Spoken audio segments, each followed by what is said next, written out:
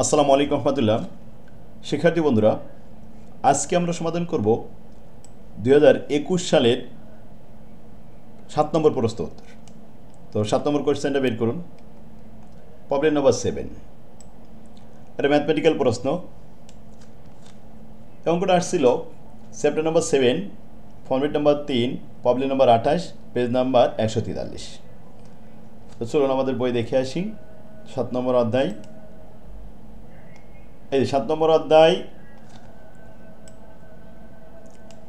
3 নম্বর format stock valuation. Stock ভ্যালুয়েশনের 28 নম্বর কোয়েশ্চেনটা 43 পেজে আছে, সবাই দেখুন। দেখুন, এই কোয়েশ্চেনটা বলা হচ্ছিল রাজদিয়া কর্পোরেশন পেইড 35 টাকা ডিভিডেন্ড লাস্ট ইয়ার। গত বছরে ডিভিডেন্ড ঘোষণা করা হয়ে গিয়েছিল 35 টাকা। এটা হলো D0 at a constant growth rate 5%। ওই কোম্পানিতে কনস্ট্যান্ট গ্রোথ রেট ছিল 5%। What is the value of the common stock? প্রশ্ন হলো কমন স্টকের ভ্যালু কত, এটা বের করতে হবে। If the investor required A 25% of return, যদি বিনিয়োগকারী বিনিয়োগের উপরে 25% আয় প্রত্যাশা করে থাকে, তাহলে ডিসকাউন্ট রেট 25%। তো এটা খুব ছোট একটা উত্তর হবে। দেখুন, কনস্ট্যান্ট গ্রোথ রেট দেওয়া আছে। গ্রোথ রেট কয় ধরনের? 3 প্রকার: zero growth rate, constant growth rate এবং ভেরিয়েবল গ্রোথ রেট। এইসব অঙ্কগুলো দেখেন সব প্রত্যেকটা বইতে কিন্তু দেওয়া নেই, ফর্মেট আকারে খুব সুন্দরভাবে আমি গোছাই দিয়েছি কিনে। তো এখন কোন সূত্র হবে? যদি আপনার এই ফর্মেটটা জানা থাকে তাহলে সঙ্গে সঙ্গে আপনার মাথায় চলে আসবে, যেহেতু এটা কনস্ট্যান্ট গ্রোথ রেট বলেছে, তাহলে কনস্ট্যান্ট গ্রোথ রেটের সূত্র আসবে। আমি তো এইভাবেই বেসিসগুলো সাজাই দিছি।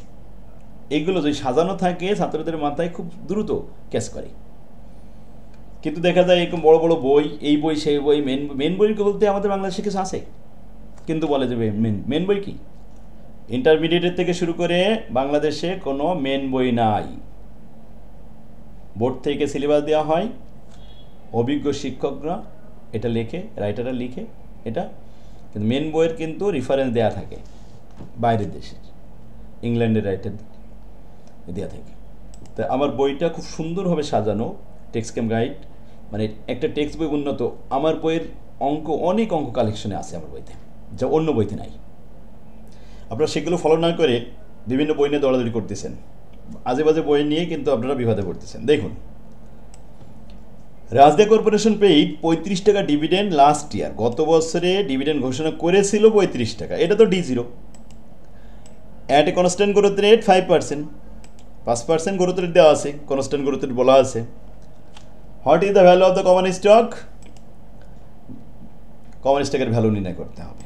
If the investor record discount rate যদি 25% হয়, বাস উই নো দ্যাট, আমরা জানি কনস্ট্যান্ট গ্রোথ রেটের ভ্যালু অফ স্টকের সূত্র খুব ছোট একটা সূত্র। P0 সমান সমান উপরে D1/K-G। এখন D1 এর সূত্র হেয়ারে আমরা বের করে নিতে পারি D1, অথবা সরাসরি ব্র্যাকেটের মধ্যে আমি লিখে দিলাম D0 এর সাথে 1 প্লাস গ্রোথ রেট গুণ করলেই তো D1 হয়। তাহলে D0 এর মান হলো 35 টাকা, আর 1 প্লাস গ্রোথ রেট 0.05 গুণ করলে 36 টাকা 75 পয়সা, ডিভাইডেড বাই কে এর মান 25% মাইনাস জির মান 0.05। তো 0.25 থেকে 0.05 বাদ দিলে 0.20 থাকে। 0.20 দ্বারা 36 টাকা 75 পয়সাকে ভাগ করিলে 183 টাকা 75 পয়সা আসে। এটাই হলো আমাদের value of the stock. Answer শেষ। 4 মার্কের জন্য এইটুকু কাজ করতে হবে। আর যারা এগুলো পড়েনি, যারা জানে না, যারা এগুলো ধরতে পারেনি, তাদের জন্য এটা মিস। তাহলে আপনি কেন মিস করবেন? 23 সালে কিন্তু এই 21 সালে যে সমস্ত ফর্মেট থেকে অঙ্ক টাচ করছে, ওই ফর্মেট থেকে 23 সালেও টাচ করবে। এই হুবো অঙ্কটা বোর্ড প্রস্ত দেখা যাচ্ছে হুবো আসলো না, কিন্তু এইরকম অঙ্ক তো আসবে। এই ফর্মেটে যতগুলো অঙ্ক আছে দেখুন সব একই রকম অঙ্ক। এটা হচ্ছে ভেরিয়েবল গ্রোথ রেটের অঙ্ক, এটা 20 সালে আসছিল। এটা দেখেন ভেরিয়েবল গ্রোথ রেটের অঙ্ক।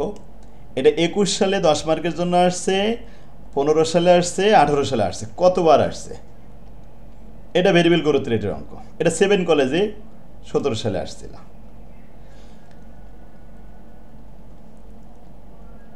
এই 17 সালে অঙ্ক, একটা 17 সালে অঙ্ক হচ্ছে 23 নম্বর প্রবলেম। এরপরে 22 নম্বর সবগুলো এই যে 17 সালের 7 কলেজ এবং জাতীয় বিশ্ববিদ্যালয় সব কিন্তু একই ক্যাটাগরি অঙ্ক আসে। আর আমার বইতে কালেকশনে অনেক অঙ্ক দেওয়া, এক একটা ফর্মেটে দেখছেন যে অন্য বইতে নেই।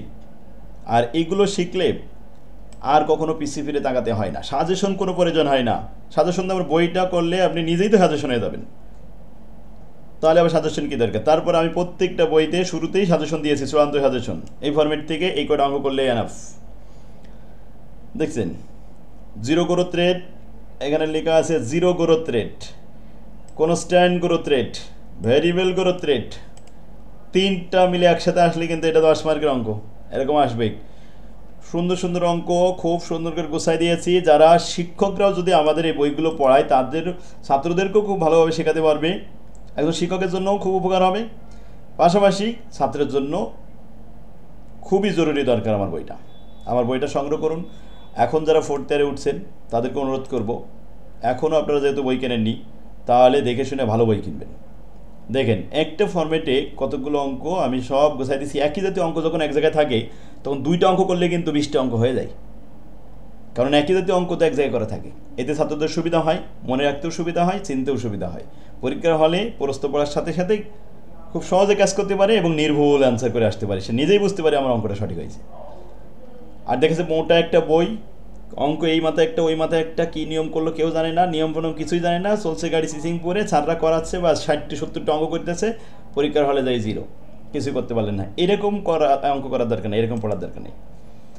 আপনি যেটা শিখবেন ভালোভাবে মনে রাখতে পারবেন। আর এই মনে রাখার একটা অভিনব কৌশলে আমি বের করে দিয়েছি ফরম্যাট, এভাবে নিয়ম অনুযায়ী সাজালে, নিয়ম অনুযায়ী অঙ্ক করলে সারা জীবন মনে রাখতে পারবে। ওমা তৌফিক ইল্লা বিল্লাহ। আসসালামু আলাইকুম।